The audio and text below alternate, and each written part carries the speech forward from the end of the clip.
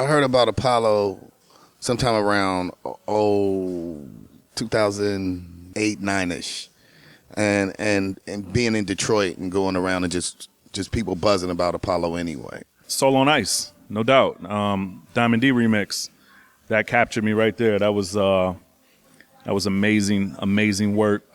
Raz is a lyricist. I've always been a fan. Assassination, that was my joint. You know, songs like It Is What It Is, Evil That Men Do, amazing songs. Deep songs that made me think. You know, songs that made me push rewind and reanalyze what he was talking about. We had met, but you're out somewhere and you get introduced to people, and you guys don't really know each other, so you just show respect and you keep it pushing.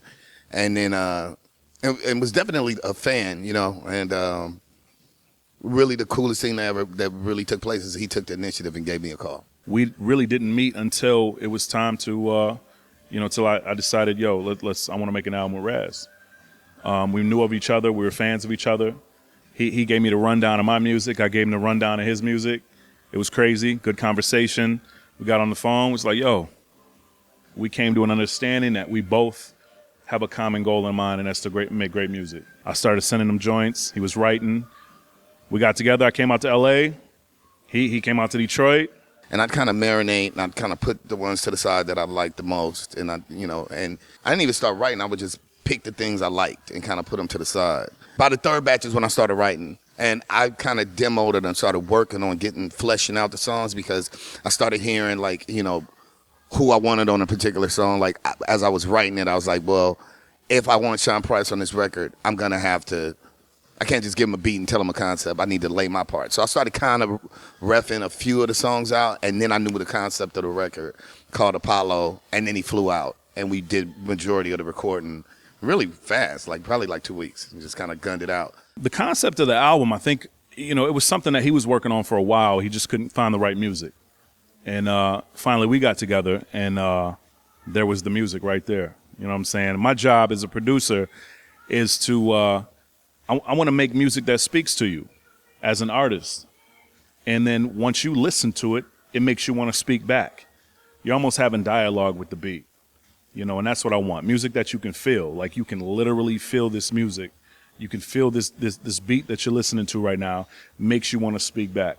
I wrote How to Kill God and then picked the beat that I wanted for it, and told him I was looking for something that fit a certain concept. And then other times the music tells me what to write. We didn't work on the album for probably more than 4 or 5 months. Writing, making the beats for the album, recording, mixing. I mixed the album 4 times, mastered it twice. But from beginning to end, I think maybe 5 months. There was no hiccups. We agreed on everything. I mean, there were certain things that, we would get together and be like, let's compromise on certain things, of course. I mean, that's what's going to happen when you got 2 artists coming together to work. Our common goal was stronger than everything, man, and that was to make great music. And we did it. Working with the producers I've worked with, who, whether it was Premier or, sometimes you just got to get to know somebody, you get comfortable, you get in the zone, and it's really painless. And they challenge you to do something, different. And that part was real cool, to be challenged to do some things that aren't necessarily my comfort zone. And for me to challenge him to do some things like, why won't you do a 16? I'm like, I'm doing a 20, and that's what it's going to be. This is what I want to say, and now I don't want to say anything else. It's that creative push and pull, that formula that only you two would have, it makes it unique. And so that was the blessing of it. There's a lot of different kinds of records. It's socio-political, it's historic shit. It's, there's girl records on there. There's reflective records. There's MC records. I did, my ode to Biggie, Nas, Cool G Rap. I got my story, Slick Rick. So Francine is a story. I told my hood story. It's all kinds of lots of different kinds of records on there, and it's well-rounded. So I'm happy about that. I hope they're going to listen to it, man. Really listen to it, not just hear it. I hope they're going to listen to it, and rewind it and reanalyze it and really listen to what Raz is talking about. There's a political undertone. There's a religious undertone. And really the album is Ras Kass doing what he does best, Apollo Brown doing what he does best, and bringing it together. I think that's something that a lot of people wanted to hear. And when a lot of people caught wind that me and him we were making an album together, excitement and anticipation and all kinds of different feelings went through people's heads and minds and hearts, and I think they got what they expected. Hopefully, they got more than they expected. The really cool thing is that there's no one particular song that everybody says, I just love that song. It really, like, females will say, like, I love this particular song. And then people will just be like, I love this song, and I love this song. So I'm getting all these random quotes from different songs.